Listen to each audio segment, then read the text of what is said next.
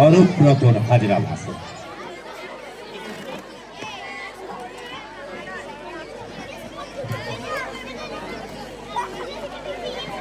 Hello hello everybody, একটু এদিকে। আমি অনেকক্ষণ লক্ষ্য করছি আমরা এখানে বলছি মঞ্চে ঠিক কথাই, কিন্তু তোমরা নিজেরা বসে বসে গল্প করছো। দেখো, আমরা এসেছি এখানে তোমাদের ভালোর জন্য, তোমাদের কিছু শিক্ষা দিতে, যেটা তোমরা শুনলে ভবিষ্যতে তোমাদের উপকার হবে।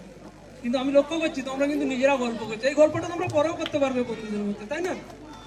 প্রত্যেককে নববর্ষের শুভেচ্ছা, প্রীতি, ভালোবাসা, এবং এখানে শিক্ষাগুরু যারা আছেন তাদেরকে আমার সশ্রদ্ধ প্রণাম। আমি বিহানের পক্ষ থেকে এসেছি আপনাদের সঙ্গে একটা বিষয় নিয়ে আলোচনা করব বলে। সেই বিষয়টা একটু মজার বিষয়। বিষয়টা হচ্ছে বিবাহ। হ্যাঁ, বিবাহ আমরা সবাই জানি যে বিবাহ হয়, কিন্তু আমি যেটা বলবো সেটা বিয়ে কারা করতে পারবে না তাদের কথা বলতে, সেইগুলো জানাতে। চাইল্ড ম্যারেজ অ্যাক্ট, অর্থাৎ বাল্য বিবাহ আইন, যেটা বলা হচ্ছে যে বাল্য বিবাহ অর্থাৎ চাইল্ড কারা আমাদের আইনে হচ্ছে চাইল্ড মহিলারা হচ্ছে যারা 18 বছরের নিচে, আর ছেলেদের ক্ষেত্রে যারা 21 বছরের নিচে। অর্থাৎ 21 এবং 18 এইটা যতক্ষণ না হচ্ছে ততক্ষণ তারা কিন্তু চাইল্ড। এই 18 বছর মেয়ে নিচে যাদের বা 21 বছরের ছেলে যারা, তারা যদি 21 বছরের আগে বা 18 বছরের আগে বিয়ে করে, সেই বিয়েটা হচ্ছে মানে বাতিল বিয়ে বলে গণ্য হয়। প্রথম কথা, সেটা বিয়ে আইনত সিদ্ধ নয়। এবার আসি যে এই যে বিবাহ কিভাবে হয়।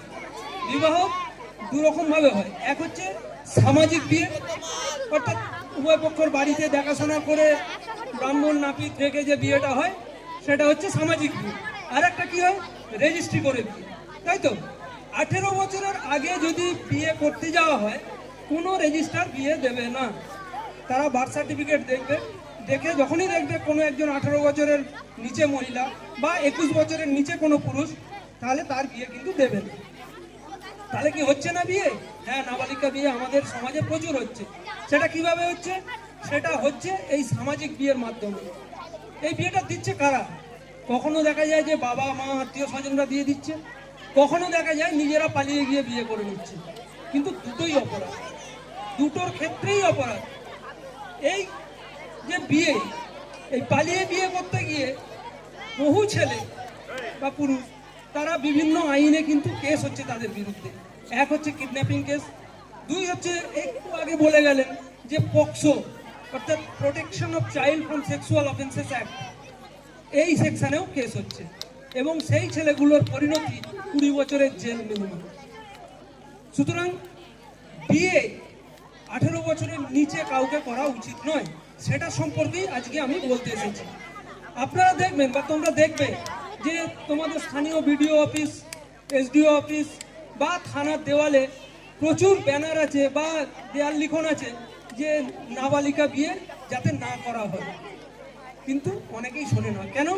অনেক বাড়িতে বাবা মা আছেন যারা দেখছেন যে তার আর্থিক অবস্থা ভালো নয়, তার মেয়ে বড় হচ্ছে, 16-17 বছর হয়েছে, তারা বিয়ে অর্থের জন্য যে পরবর্তীকালে ভালো ছেলে পাবো কি পাবো নি, যাকে সামনে পেলে বিয়ে দিয়ে দিই।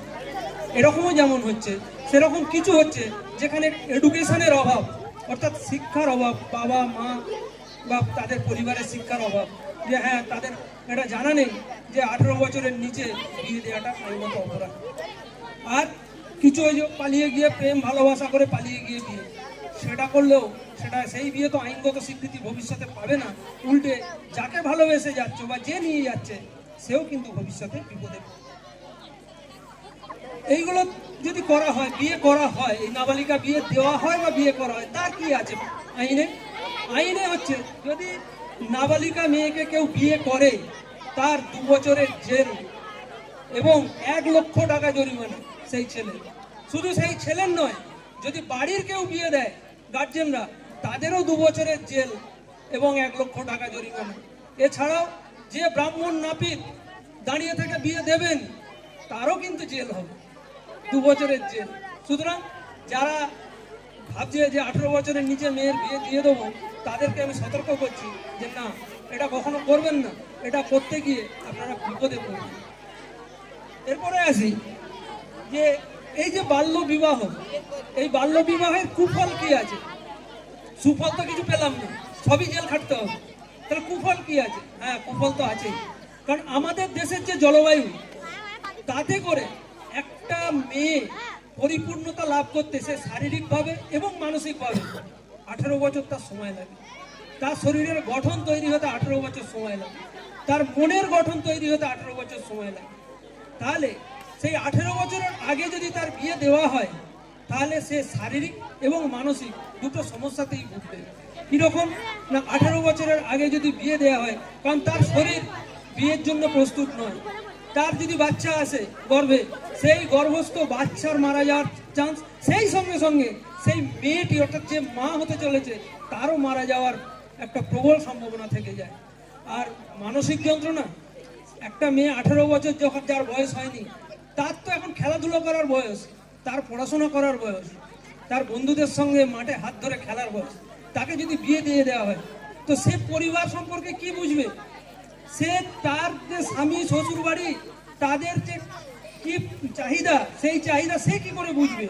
সুতরাং তার ঘাড়ে যে এই যে বোঝা চাপিয়ে দেওয়া হলো, এই বোঝা অনেক সময় তারা সহ্য করতে পারে না, যার জন্য দেখা গেছে বহু মেয়ে হয় সুইসাইড করতে যাচ্ছে বা সুইসাইড করে ফেলেছে এই চাপটা সহ্য করতে না পেরে। সুতরাং এই যে জায়গাগুলো, এই জায়গাগুলো তোমরা সবাই মাথায় রাখবে, নিজেরা প্রতিজ্ঞা করবে যে না, আমরা 18 বছরের আগে বা আমরা 21 বছরের আগে কেউ বিয়ে করব না।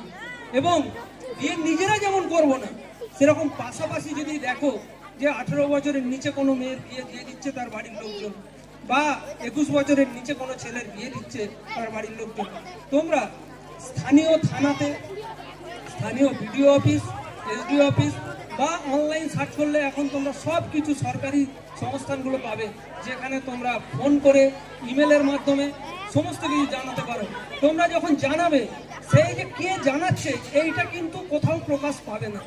তোমাদের এটা ভয় করার কোনো কারণ নেই যে আমি বলে দেবো, তাহলে আমাকে যদি এসে ধরে যে তুই কেন বললি, আমার মেয়ের বিয়েটা আটকে গেল। না, এই তোমার যে আইডেন্টিটি অর্থাৎ তোমার যে নাম পরিচয়, এটা সম্পূর্ণভাবে গোপন থাকবে, এটা কোথাও প্রকাশ হবে না। হ্যাঁ, যদি তোমাদের থানায় যেতে অসুবিধা হয়, বিডিও অফিসে যেতে হয়, তোমাদের স্কুল আছে, স্কুলের টিচার আছেন, সেই টিচারদের মাধ্যমে তোমরা যোগাযোগ করবে, তারা তোমাদেরকে হেল্প করবে। আমাদের এই বিয়ান শিশু সমিতিতে, শিশু কল্যাণ সমিতির দেখো ব্যানার আছে, এখানে আমাদের ফোন নাম্বার দেওয়া আছে, তোমরা এই নাম্বারটা রেখে দিও। কোনো অসুবিধা হলে, কোথাও এরকম ঘটনা দেখতে পেলে এই নাম্বারে ফোন করবে, আমরা সঙ্গে সঙ্গে এসে হাজির হব।